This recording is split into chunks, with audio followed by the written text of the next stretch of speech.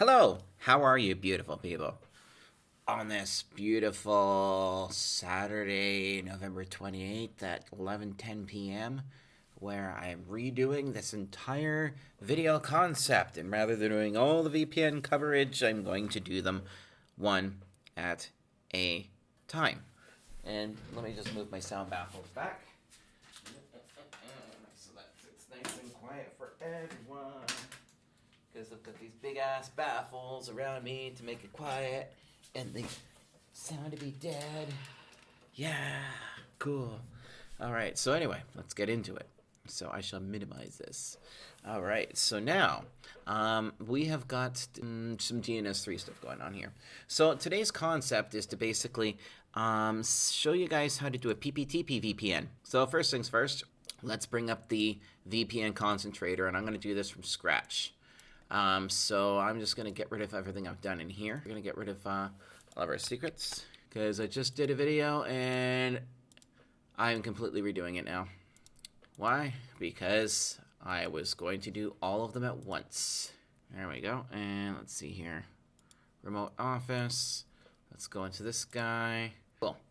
All right. So now that we're starting fresh, what I'd like to demonstrate here is we're going to just do a PPTP VPN first, okay? Now, just to let you know a few things. First of all, what is the purpose of a VPN? VPN stands for Virtual Private Network. Its whole purpose is to get you somewhere that you're not, so that you're part of that network. You're inside of it. Or, you know, if you want to just do some routing across a VPN tunnel to connect two sites together, like a couple of offices or whatever. So, we're going to start with the simplest form of VPN and work our way up.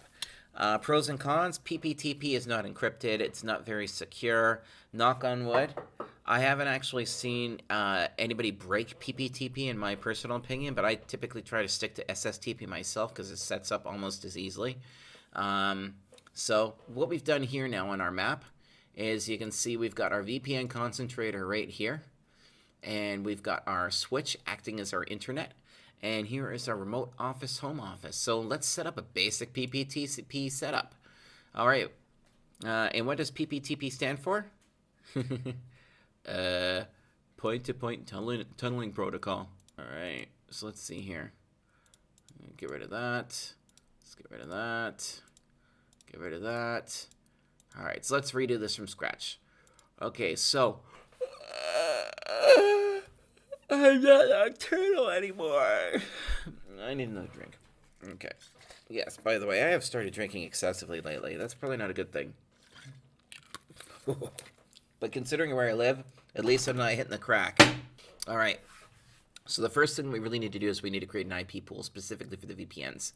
Now, I've already told you guys before in my subnetting video, I try to use 10 dot for core, 100 dot for customer, and I'll reserve the 172 range specifically for applications like this. Tunnels, because 172 stands out. It jumps out at you, see? Because when you streamline things and use specific subnet ranges, and you'll recognize those. They'll hit you in the face and be like, oh, there's a 172 there. That must be a tunnel somewhere. So first thing, let's go to IP and create a pool. So we're going to create a pool called VPN. And I'm going to make it 172.20.0.1 to 172.20.0.254. Just arbitrarily, okay? You need to work within the constraints of your network. So there's a VPN IP pool. You'll see why we've got that in a moment. And remember, there's more advanced steps that we will be covering later. Okay, so next step. Let's go to PPP, and we are going to create a profile for it. So I'm just going to go to default encryption. I'm going to copy that and call it VPN, because we can use this for all of them. All right, now we've got our local addresses. I'm going to get it to take a local address and pick it out of the VPN pool. Same with the remote address. We're going to pick it out of the VPN pool as well. So it'll take both those IPs out of that pool. Everything else here, yes, you can use these guys if you want to customize it a little bit more. Like you've got your limits here. So you can actually set traffic shaping on here for each individual connection. Here's the queues. You can actually choose which queue it's part of or how it queues it up. Scripts, but again, we're not going to touch any of that stuff. We're going to focus just on the main tab here. So, okay, we've now created that. So now we've got our profile for VPN. Simple enough.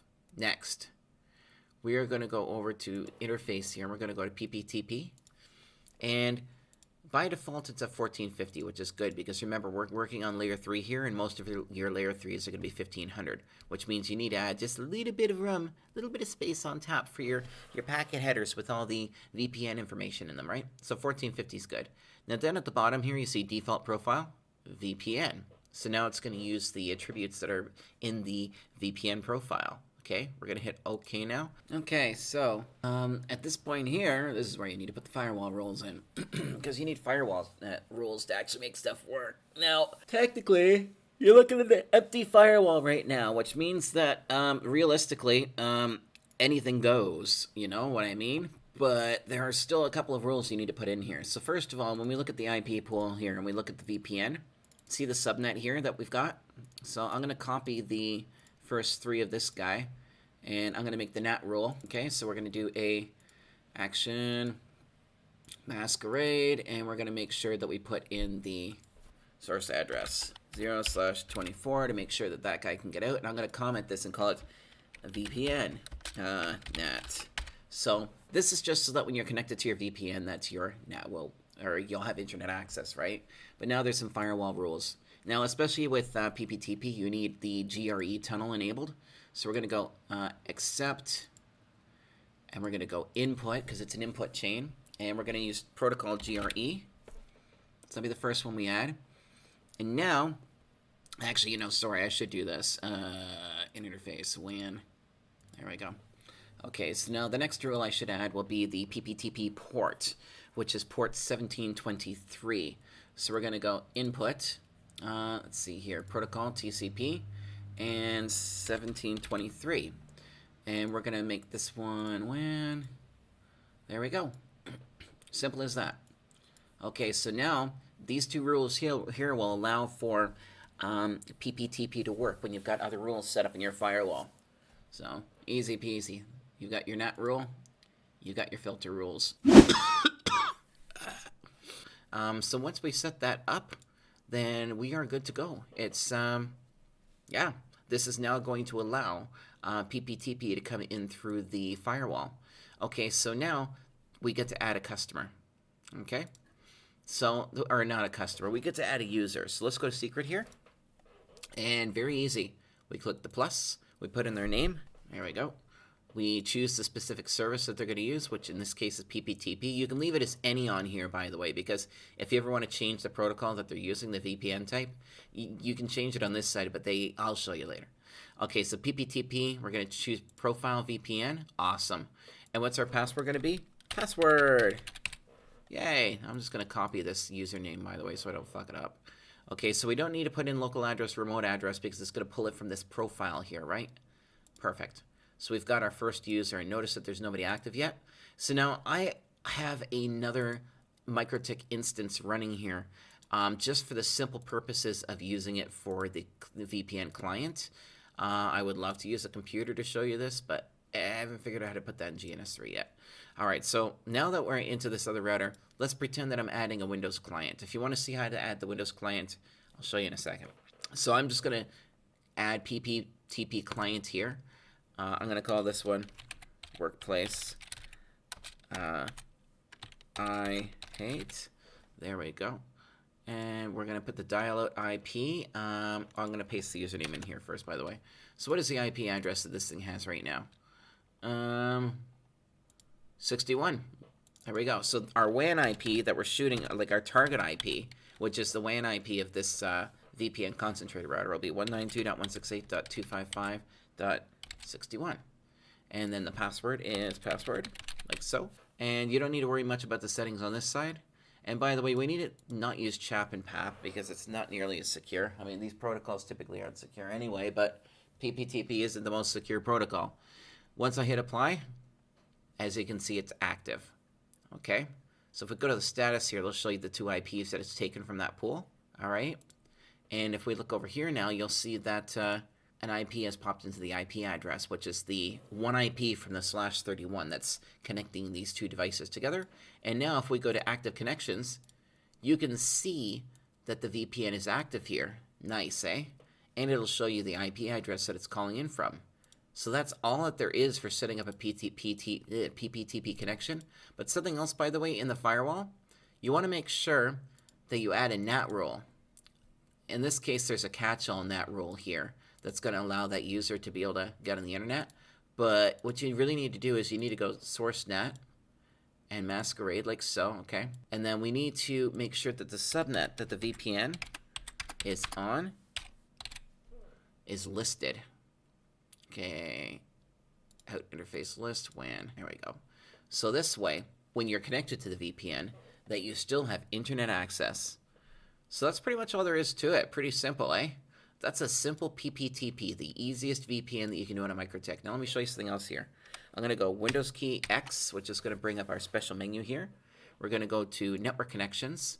And under the Network Connections here, you can go VPN. See, this is how you add the VPN in Windows. Add a VPN connection. Windows built in for a VPN provider. Workplace. I hate. Okay. Now the IP address. All right, and then we can set it for point-to-point protocol, and then put in the username and the password. And as soon as I hit save on that, it will save it, and then you can use it to connect. That's how you set it up in Windows. How do you set it up on Mac? I don't have a Mac here to test with. Besides, you can't do PPTP on Mac. You can only do IKE, L2TP, and IPsec on Mac unless you download a special program that allows you to do other types of VPNs on a Macintosh. It's also incredibly easy to do on Linux as well. But again, I'm not going to show you guys on Linux right now because I think I've already done that. And I can do some Linux tutorials. So that's really all there is to a PPTP setup. In our next video, because I guess I'm going to have to make a little series out of this, we're going to do SSTP. And then I'll do L2TP. And I'll also show you guys how to do intra-site connectivity, okay? So there you go. I hope you guys enjoyed tonight. Thank you. Bye. Oh, wait. I can't forget. Okay? Don't forget, guys, by the way, we have a Facebook page called Ms.Fixit if you guys want to check that out. We also have a Patreon if you want to help support the channel because it does actually cost money to make these videos. I've got to support Yuya, my editor, who's an awesome editor, by the way. I'm sure you guys have noticed. And, yeah, there's also content on the Patreon that is not available on YouTube, plus there's no ads on the Patreon page and all that sort of stuff. So, yeah, help support the channel, and thanks everybody for watching, and we'll catch you later. Bye!